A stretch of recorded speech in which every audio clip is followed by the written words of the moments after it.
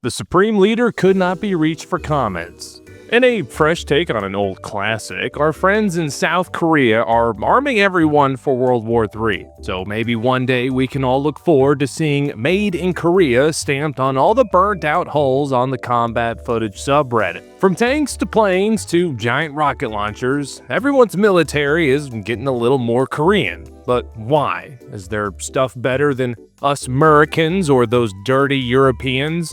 Or is this just the logical conclusion to the spread of K-pop? Well, taeguk the like and subscribe button and let's talk about it. This is the K2 Black Panther main battle tank. First introduced back in 2014, it was originally designed back in the 90s to meet South Korea's military need for a modern 4th-generation tank with the goal of fighting North Korea in the complex terrain that is the mountainous peninsula. Poland is trying to acquire 1,000 of them. And for those of us that are geographically deficient, let's say, Poland is way up here and South Korea is way down here. So one can imagine that shipping costs are going to be a nightmare. Now our Polish comrades are not planning on fighting Kim Jong-un's horde of conscripts anytime soon. So why did they just spend $6.5 billion on tanks designed specifically to do that? Well, let's look at the tank itself first. The K2 Black Panther is a Korean main battle tank produced by a branch of the Hyundai Corporation, the same company that makes the cars of women who take blurry thirst trap selfies with dirty mirrors. My bad, I'm letting my personal life slip into the videos again. Anyway, these are the next generation of the K1 tank, a loose derivative of the M1 Abrams. Originally, Korea wanted to buy the Abrams back in the 80s, but it came with a lot of strings attached because the US is all hush-hush with a lot of its technology. So, the Koreans just built their own version. K2 started being built in 2008 and are now the standard main battle tank for the ROK Army. These have a combat weight of 56 metric tons, making them a full 20 tons lighter than modern M1 Abrams tanks, and come in at a cost of about $8.5 million per unit, depending on the batch. It comes armed with a 120mm WIA CN08 cannon, a K650 cal, which is just a Korean Ma-deuce, and a coaxial 7.62 machine gun for soft targets within 900 meters.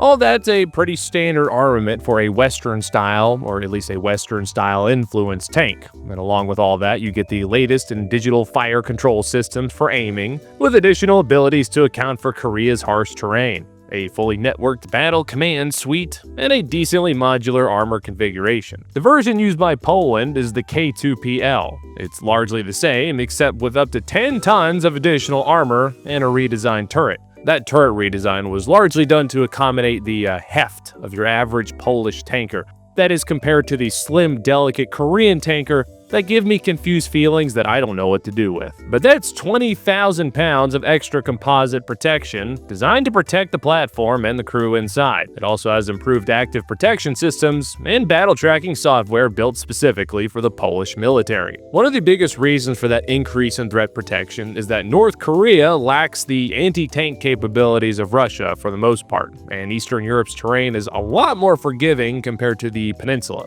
So it's not the end of the world if it's a little heavier and less maneuverable. Well, while Poland might not be near North Korea, at least it wasn't as of me writing the script for this video, it shares borders with Russia and Belarus. It also controls the only land routes into the Baltic states of Lithuania, Latvia, and Estonia. All important places, especially if you like depressing post-punk albums and femboys. There are 3 big reasons why the Poles are buying this tank: costs, standards, and manufacturing. Well, technically 4 reasons, if you count that Black Panther is a cooler name for a tank than a guy named Cretan.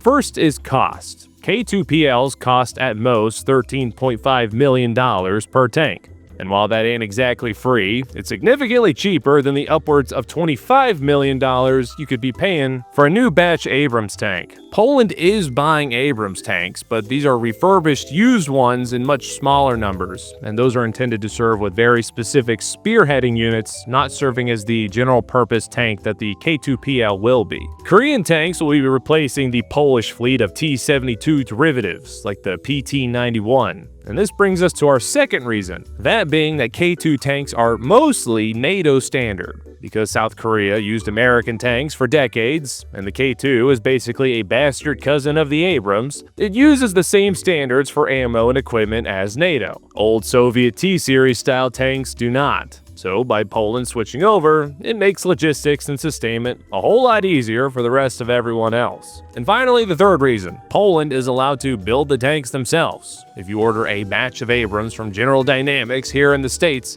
you are at most allowed to build a handful of spare parts on your own, but you can't build the tanks themselves. That means replacing them or making more takes a long time and is really expensive. Korea allows other countries to build K2s under license, which at that point is essentially just printing free money for them, and lets Poles keep costs down. Cheap Poles. That reminds me of something, I don't know, it evades me for the time being, so make that joke in your head yourself.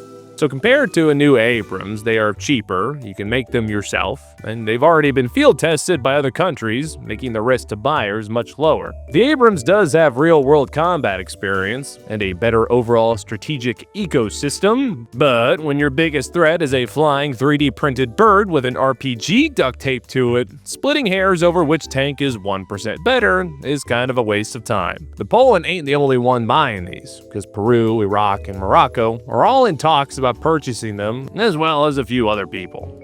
Korean stuff dominates the market because it all sits in this Goldilocks zone. It's cheap enough for developing or less developed countries, but it's high quality enough for Western markets, and Korean heavy industry is a powerhouse. You can have hundreds of tanks delivered from Korean factories in just 2 to 3 years, while European ones take upwards of a decade. See, that's what labor laws get you, slow tank production. I say we throw children on the production line for an after-school program, give them some real-life skills. The K2s aren't the only platform spreading like wildfire. K9 Thunder has also started popping up in different countries' motor pools. These are self-propelled 155mm artillery guns that are, in short, the American Paladin if it didn't suck. These were initially developed by Samsung and Kia, the companies that made the phone and the next car of the woman I mentioned earlier in the video. Remember boys, do not date girls that send green texts. You deserve more than that.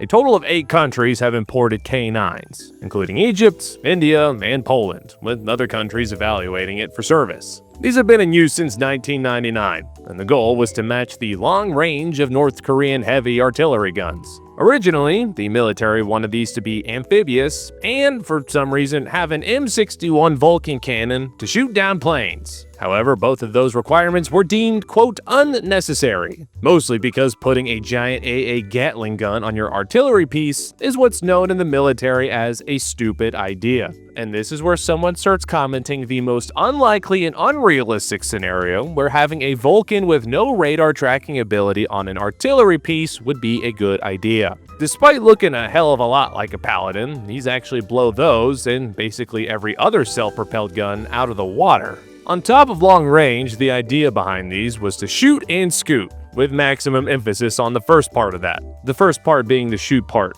in case you were confused on that. They did this with a very efficient autoloader system that can fire 9 to 10 rounds per minute. 1 round every 6 seconds might seem slow compared to, say, a machine gun, but when you have a blast effect radius of 100 meters per shot, 10 is more than enough. The goal was to make it so that North Korean counter-battery fire would be mostly useless, and they could make up for having fewer guns than the North by having ones that could shoot faster and engage multiple targets at once. On top of having longer range and better platform reliability compared to the American Paladin, K9 Thunders are also significantly cheaper, and like the K2 tank, can be licensed out so that other countries can make them themselves.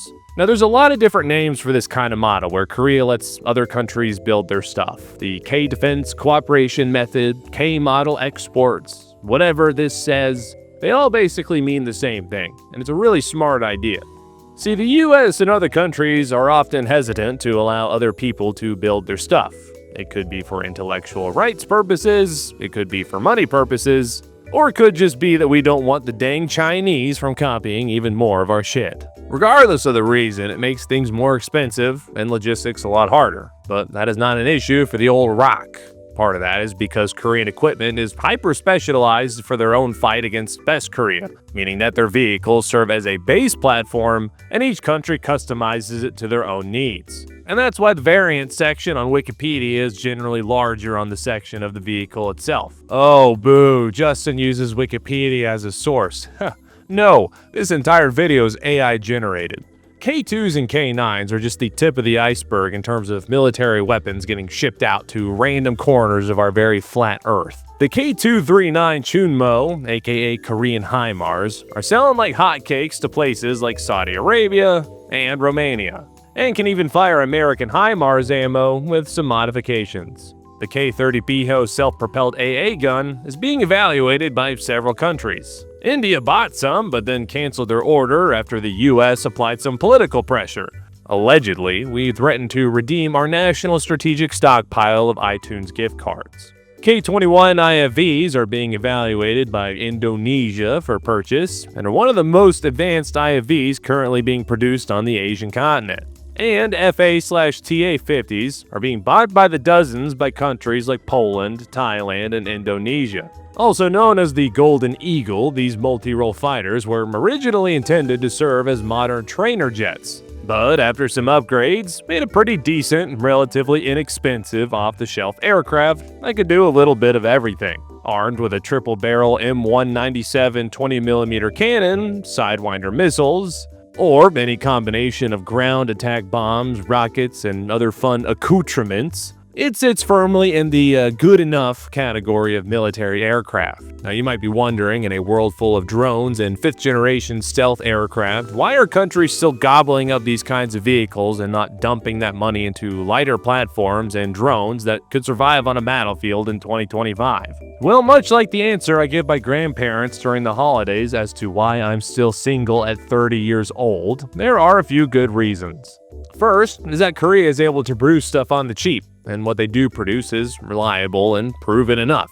If you look at the list of countries that are buying up their stuff, it's mostly militaries expecting to handle internal security threats, or at the very least, just protect their own borders against their neighbors. These aren't militaries that are going to be holding the line against a Russian invasion of Europe or a Chinese beach landing in Taiwan. These militaries are expecting to fight border skirmishes or batches of insurgents as they pop up, not exactly the Soviet horde. It doesn't matter if the Golden Eagle has a big radar cross-section, because the target it's going to be shooting at probably doesn't have two AA platforms to rub together. Traditionally, if your country isn't the richest one on Earth, but you still need to equip your military, old Soviet leftover exports was the answer, and it largely still is for many nations. However, because Korean stuff is Western aligned, it puts you in better graces of richer Western countries like the United States, and incentivizes those countries like the United States to want to cooperate with your military more. The biggest exception to this rule is, as you've probably guessed, Poland. Poland is currently on track to become the largest and most capable European military,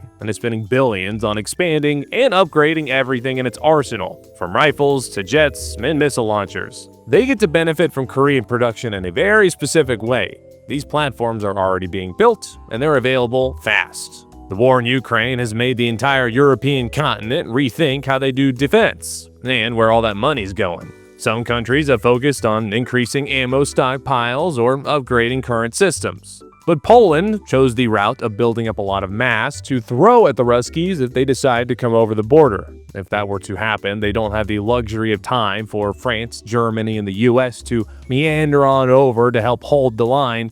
They have to be able to hold it themselves. Many European countries, especially those closer to Russia, expect that fight to be sooner rather than later. So, adapting a K2 into a K2PL, and then being able to build them yourself rather than fighting a right-to-repair battle with American defense firms for a decade, makes a lot of sense. But there's one area that even us mighty Americans are looking at leaning on South Korea for, and that is boats. Now, you would think that the country with the largest and most powerful navy on Earth would know how to build a few warships, but we do be struggling out here. Shipyards have found it hard to stay open, and the labor pool for building watercraft has pretty much dried up.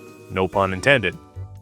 Okay, some pun intended. But this has all created a snowball effect where there are only a handful of them left. Costs keep rising and people keep leaving. That number of yards specifically that can operate is just 6, right now at least, depending on how you define a shipyard.